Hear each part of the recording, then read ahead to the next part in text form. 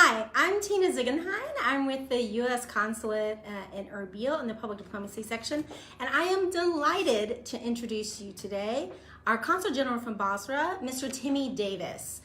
We are pleased to have him here with us and have him here for the entire week this past week, meeting with different universities and students, organizations, and museums to talk about the importance of Black history and the importance of representation and diversity within a community.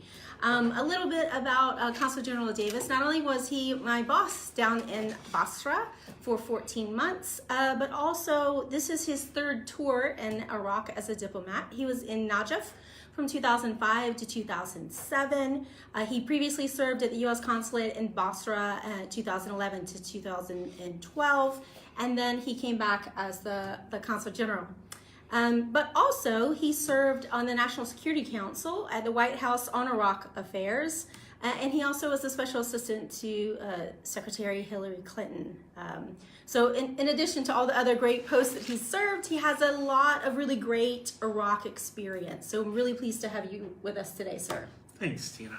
Hi, everyone out there. I'm really excited to be here. I've spent the last week here in Kurdistan talking to students and other organizations. It's really been fascinating and a lovely week. Everyone's been so smart and engaging. I've been speaking chiefly about Black History Month and the path of African Americans throughout America's history.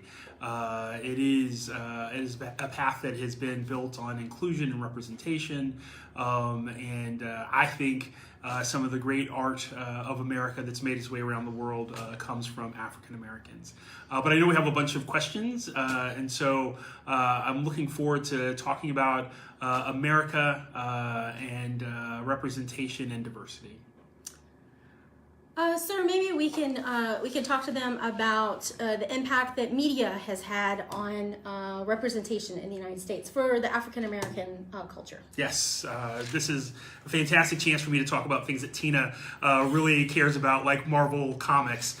As I'm sure most of you know, the biggest movie in the world last year was Black Panther. There was a moment in time where representation of African Americans in movies was limited to often criminals and sometimes housekeepers and house staff, because the idea was that people would not pay to see a cast that was made up of all African Americans. That seems to have changed with Black Panther becoming the biggest movie in the world. Marvel also does a fantastic job with other superheroes like Luke Cage. One thing that I like to talk about is how at one point in history the most popular doll in the world was the Barbie doll, but they all looked exactly the same. And then as people progressed and became more open, the company started making dolls that looked like everyone. And so everyone can sort of dream of seeing themselves represented in media. So we've gotten a couple of comments. Thank you for your comments. We appreciate that about how the color of skin doesn't matter. We've heard a little bit differently this week. Yeah. Especially some, do you want to mention some of the comments we've had, some of our female guests that we've had? Sure. So it would be fantastic if race didn't matter and color of people's skin didn't matter. But I encountered a woman recently who had darker skin and was concerned about how she was treated, not just in her community but within her family. It is in a lot of ways a simple and I think lazy way to categorize people. I think we have progressed to the point where a person is a person for most people, but that it still does impact people's lives and how people are perceived by others in the community. Thanks for getting more comments that you love America. We love you too. Thanks for being with us today. And sir, maybe we could talk a little bit about maybe if you feel like sharing your personal story. Sure. So my parents grew up in rural Mississippi.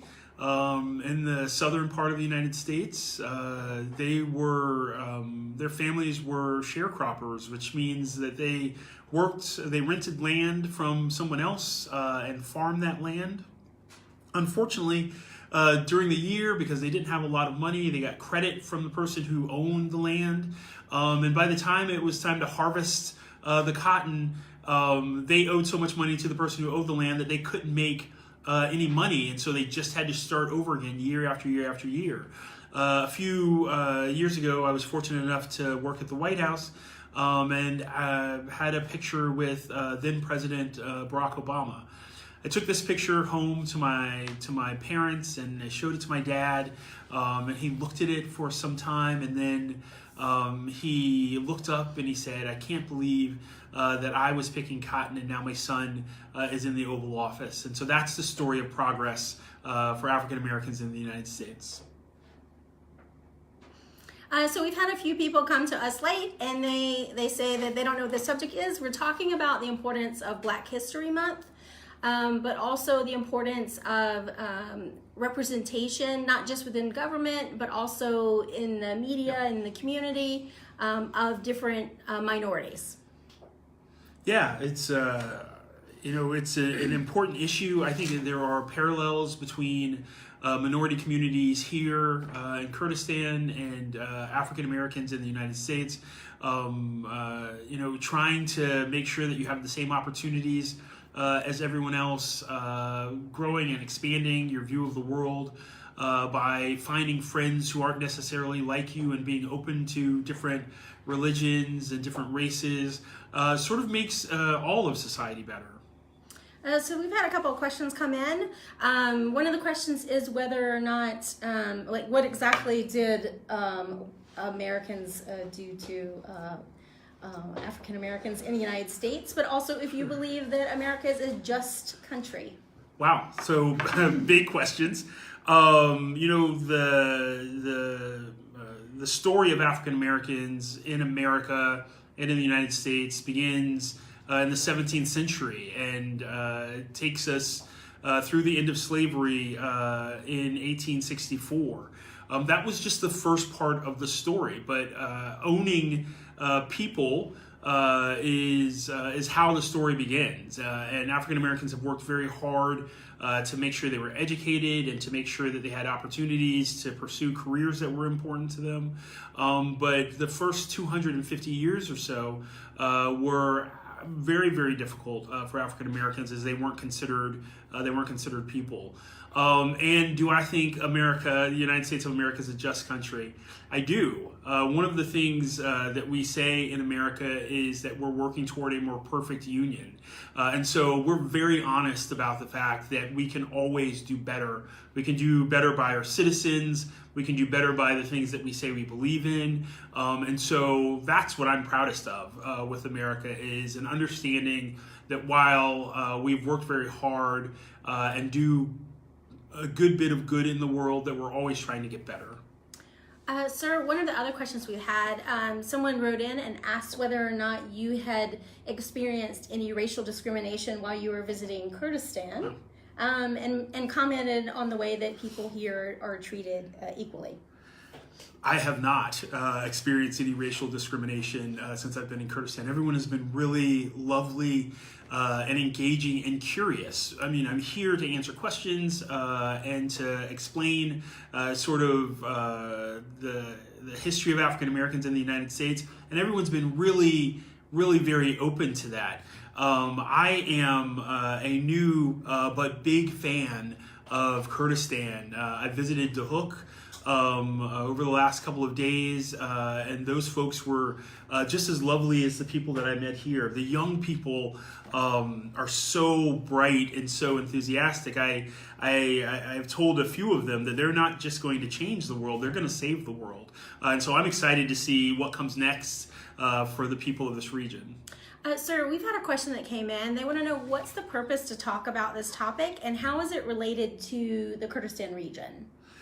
Well, I think Kurdistan finds itself in a moment where not only is it very diverse, but becoming more diverse. I visited an IDP camp yesterday, and a society that has new people moving in, that has a big heart and wants to make sure that everyone is accommodated and accounted for. That was our hope in the United States, right? We hope that by talking about the struggle of African Americans in the United States, we also talk about the great success that many of them have had. And so hopefully it's a story of hope for this region that all of their warm-heartedness and openness will lead to an even greater and more prosperous society. Sir, some people may not understand why having Black History Month or African American History Month is important in the United States, because they think that slavery ended a long time ago. Maybe you could talk a little bit about why it's important and kind of the discrimination that wasn't legal but occurred afterwards. So after the end of the Civil War, it was the beginning of a time of oppression for African Americans. There were laws that amounted to separate but equal, and so there were different water fountains for African Americans from white people. There were parts of transportation that Black people had to sit in on buses. Their schools were smaller and less well funded, and so separate but equal wasn't really a thing. And so right up until the end of segregation and laws called the Civil Rights Act and the Voting Rights Act, while slavery was over, it was very hard still to be a Black person in the United States. And so we talk about Black History Month because at one point, African American history wasn't just a small part of history that was taught. It wasn't taught at all. And so this month gave us an opportunity to celebrate all of the achievements of people like George Washington Carver, who was born a slave but became a preeminent expert in agriculture, or Shirley Chisholm.